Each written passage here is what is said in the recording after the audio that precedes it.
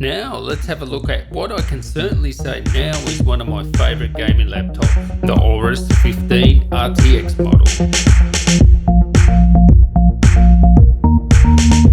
Alright champs, let's get rid of Windows Home and let's get some Windows Pro. Copy and paste my code from the description, new codes, new discount. You can get Windows Professional, Office, paste my code. Boom! It's Windows Pro time. Tally-o there champs. Now, if you're new around here, come on, sub up, join the woo train. You like the video, give me a like, subscribe, ding-a-ling-a-dong, hit that bell. So I can tell you, the man, the myth, Dodgy Dave come over. I showed him this laptop and he was like, that is the best laptop I've seen. Out of all the laptops you've had, that is the best one I've seen. Now, he's seen pretty much most of my laptops that I've reviewed. The only other one he was really impressed with was the actual Surface Book 2, Microsoft Surface Book 2. Yeah, so there is something about this. This is very compact design. It's sort of inspired by the Alienware. And that is not a bad thing. This thing looks the part. It's understated. Yeah, you have those accents on the back there, but the finish is nice. It is a sort of like plastic build, but it's certainly solid, very compact compared to even like the Strix, compared to like other 15-inch laptops, very small, very compact. They start around $3,400 here in Australia, just over $2,000 in the US. Yeah, these RTX gaming laptops, they're expensive. That's just how it is. But this thing has RTX 2070 Max P, not Max Q, the full hamburger with the lot there. And it performs impressively. Now, I've made a content creation review. I've made a gaming review. Check out those if you want to know the performance in this regard. This is more of a summary and I'll just tell you like where I think it fits and what I think of it. So the model I have here comes with the 8th generation i7-8750H processor, which can burst up to 3.9 all cores, 4.1 in single thread, a 15.6 inch Full HD LG 144Hz IPS panel, killer panel. It is really good. You're gonna love this display. It comes with two 8GB DDR sticks, up to 32 gigs RAM you can have it. It was running in dual channel, has the Intel HM370 chipset. Now I have said that this does have the RTX 2070, which has 8GB of VRAM. You can also get the 2060, which has 6GB of VRAM. I'm telling you, if you can get there, get this one. 100 frames, like highest settings, mate. It goes.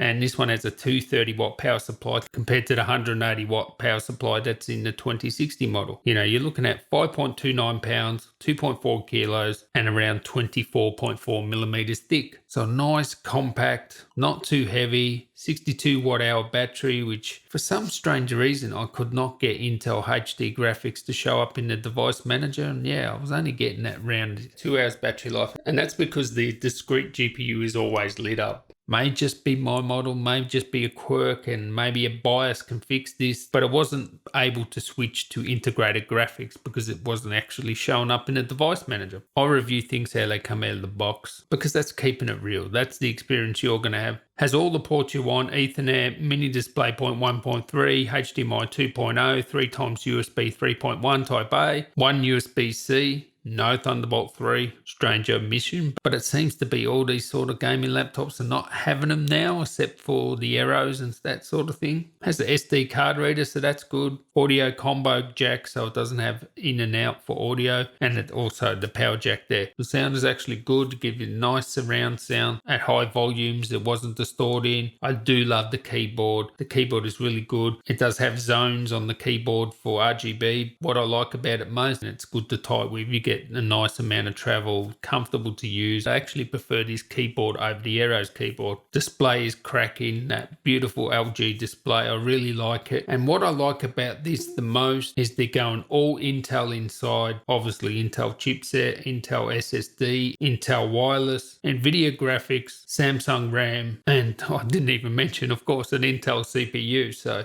yeah, you're getting the best of the best, and no Frankenstein with this sort of RAM and having one model have this SSD and another model having that SSD. And it's really good. They're just keeping all the components consistent. I think we'll get better reliability. Now, you also have the Microsoft Azure AI, which is a good thing. there wasn't really that much difference when I had it on and off. I tested everything with it off. I do like the promise of it because it's going to stop you having to actually tune the laptop yourself, because I know from my personal experience, I tune my laptop. I'll, undervolt it. I'll increase the CPU for this game. I'll increase the GPU for that game or video editing. This just does it for you. And it's not going to undervolt for you, but once it gets a lot of data, it'll know that when people use Premiere, hey, juicing up the CPU is going to be better than juicing up the GPU. And for a game, juicing up the GPU is going to be better than, cranking up the CPU. It'll sort of work it out. And I do like that because it saves you time as long as it works properly. And it's too early to say at the moment, but I do like the promise of it. It can get pretty loud under full load, but what gaming laptop doesn't?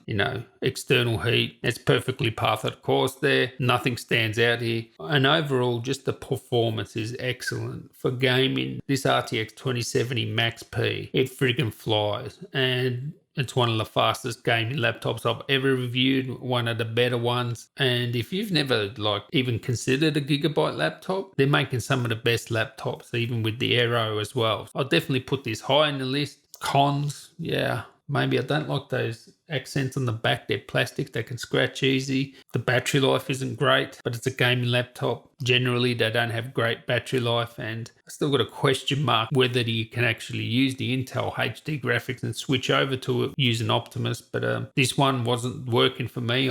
Other than that, I think if you're going to buy this, you're going to be a gamer and you're going to get hardcore gaming performance out of this, and you're going to love it for gaming. Just trust me about that. You're going to love it. So I'd like to thank you guys for watching. I've got a lot more stuff on the way, so yeah, make sure you sub up for that. And until next time, guys, tally ho.